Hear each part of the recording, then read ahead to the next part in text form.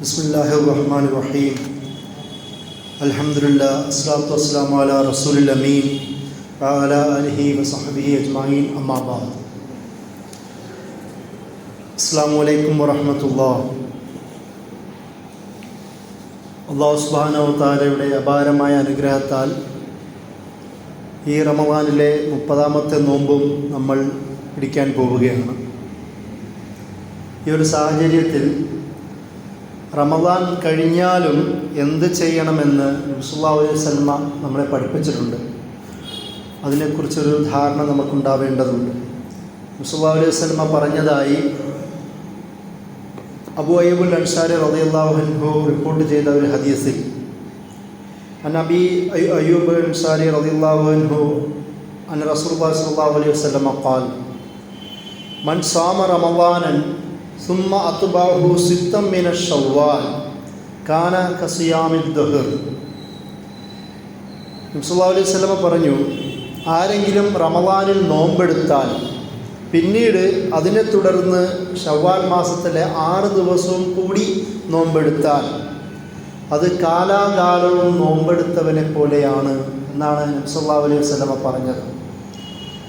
ഈ ഒരു ഹദീസിൽ നിന്ന് നമ്മെ പഠിപ്പിക്കുന്ന ഒരു പ്രധാനപ്പെട്ട ഒരു ആശയം റമളാൻ കഴിയുന്നതോടുകൂടി നോമ്പ് തീരുന്നില്ല എന്നാണ്.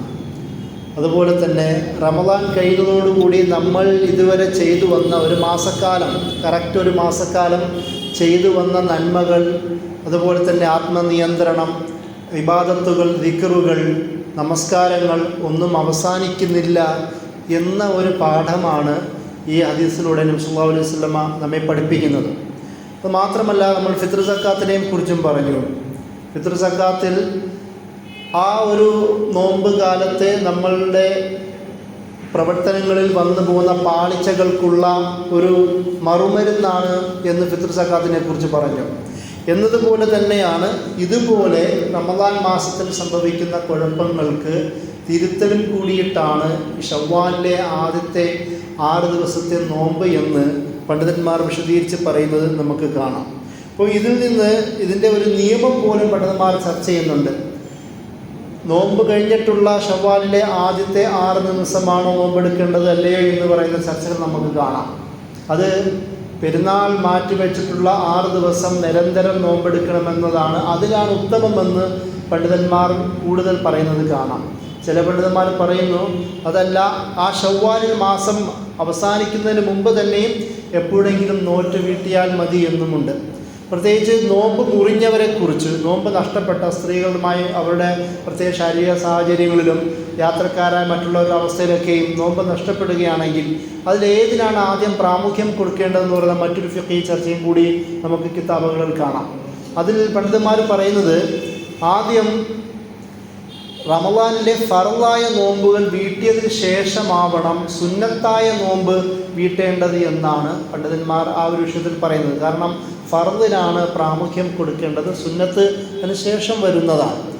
അപ്പോൾ വേറെ ചില പണ്ഡിതന്മാർ പറയുന്നു ശവ്വാൽ കഴിഞ്ഞു പോകുമോ എന്നുള്ള ഭയമുള്ളത് കൊണ്ട് ശവ്വാൽ എടുക്കാമെന്ന് പറയുന്ന ഒരു മൈനോറിറ്റി ന്യൂനപക്ഷ അഭിപ്രായം അക്കാര്യത്തിലുണ്ടെങ്കിലും ആദ്യം പറഞ്ഞതുപോലെ ഫർളായ നോമ്പ് വീട്ടിയതിന് ശേഷമാണ് ശവ്വാലിലെ 6 നോമ്പുകൾ എടുക്കേണ്ടത് എന്ന് പണ്ഡിതന്മാർ വിശദീകരിക്കുന്നുണ്ട്. അപ്പോൾ ഇതിൽ നമ്മൾ പഠിപ്പിക്കുന്നൊരു പാഠം, അതായത് നോമ്പ് എന്തുകൊണ്ടാണ്, ഈ ഇബാദത്തുകൾ എന്നത് വീണ്ടും അത് തുടരേണ്ടതാണ്. നമ്മുടെ ജീവിതത്തിലുണ്ടാകുന്ന ഒരു ആത്മീയ പുരോഗതിക്ക് ഞാൻ ഇനിയും ആത്മനിയന്ത്രണത്തിന് തയ്യാറാണ് എന്ന് കാണിക്കുന്ന ഒരാശയം അതിൻ്റെ പുറകിലുണ്ട്. അതുമാത്രമല്ല, നമ്മൾ ചെയ്തു വന്ന സൽക്കർമ്മങ്ങളുടെ വീണ്ടും അത് തുടർച്ച എന്ന നിലയിൽ നോമ്പ് എടുക്കണമെന്ന് പറയുന്ന ഒരാശയം ഈ ശവ്വാലിലെ നോമ്പുകളിലുണ്ട്.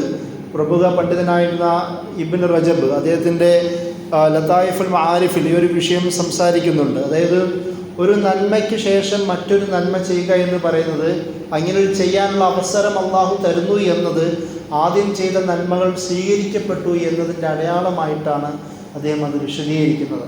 അപ്പോൾ നമ്മുടെ അമലുകൾ സ്വീകരിക്കുവാൻ അല്ലാഹു സുബ്ഹാനഹു വ തആല നമുക്ക് തന്നെ നീട്ടിത്തരുന്നതാണ് ശവ്വാലിലെ നോമ്പുകൾ എന്നൊരു ധാരണ നമുക്കുണ്ടാവണം. അതുപോലെ നോമ്പുകളൊക്കെയും നമ്മളുടെ സ്വഭാവ പരിവർത്തനത്തിനും സംസ്കരണത്തിനും വേണ്ടിയിട്ടാണ്. അതൊരു ഭാരമായി സ്വീകരിക്കാനുള്ളതല്ല. വിശ്വാസി ഒരിക്കലും വിശ്വാസിയോട് പറയുന്ന ആരാധനാനുഷ്ഠാന കർമ്മങ്ങളൊക്കെയും ഭാരമായി സ്വീകരിക്കുന്നവനല്ല എന്ന് ഖുർആനും ഹദീസ് നമ്മെ നിരന്തരം പഠിപ്പിക്കുന്നുണ്ട്. അതുകൊണ്ട് കഴിയും വിധം സുന്നത്തും കൂടി സ്വീകരിച്ചുകൊണ്ട് ഈ റമദാനിലെ നോമ്പുകളെ പൂർത്തീകരണത്തിലേക്ക് എത്തിക്കാൻ നമുക്ക് കഴിയണം.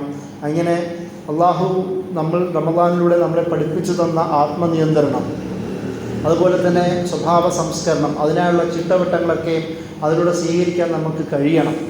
ചില പണ്ഡിതന്മാർ പറയുന്നത് ഈ നോമ്പ് കഴിഞ്ഞ് ഉടനെ തന്നെ ഭക്ഷണത്തിലേക്ക് കടക്കുന്നത് ശാരീരികമായ പ്രശ്നമുണ്ടായേക്കാം. അതിനും കൂടെ ഉള്ള അള്ളാഹുവിൻ്റെ അല്ലെങ്കിൽ ഇസ്ലാം അലൈഹി വസല്ലമ പഠിപ്പിച്ച മറ്റൊരു രീതിയാണ് ഈ 6 ദിവസത്തെ നോമ്പ് എന്ന് വിശദീകരിക്കുന്നുണ്ട്. ഞാൻ പറഞ്ഞത് എങ്ങനെയാണെങ്കിലും നോമ്പിനെ സല്ലല്ലാഹു അലൈഹി വസല്ലമ പഠിപ്പിച്ചു എന്നതുകൊണ്ട് ആ നോമ്പും കൂടി എടുത്തുകൊണ്ട് റമദാനിൽ നിന്ന് മാറാൻ നമുക്ക് കഴിയണം. അതുപോലെ ഈ ശവ്വാലിലെ നോമ്പിനെ ശുക്റായിട്ടാണ് റമദാൻ നമുക്ക് തന്നതിന് അള്ളാഹുവിന് തിരിച്ചു നൽകുന്ന പ്രതിഫലം ഒരു ശുക്റായിട്ടാണ് ശവ്വാൽ മാസത്തിലെ നോമ്പിനെ കാണേണ്ടത് എന്നും പണ്ഡിതന്മാർ വിശദീകരിക്കുന്നുണ്ട്. ആ ഒരു ബോധം ശവ്വാൽ മാസത്തിലെ നോമ്പ് എടുക്കുമ്പോൾ അതിനോട് നമ്മൾ സമീപിക്കുമ്പോൾ നമുക്കുണ്ടാവണം. അല്ലാഹു സുബ്ഹാനഹു വ തആല ഇബാദത്തുകളെ ഇഹ്സാനോടുകൂടി തഖ്വയോടുകൂടി സ്വീകരിക്കുന്ന വിശ്വാസികളാക്കി നമ്മെ മാറ്റട്ടെ. വാഹിറു ദഅ്വാനാ അൽഹംദുലില്ലാഹി റബ്ബിൽ ആലമീൻ. അസ്സലാമു അലൈക്കും.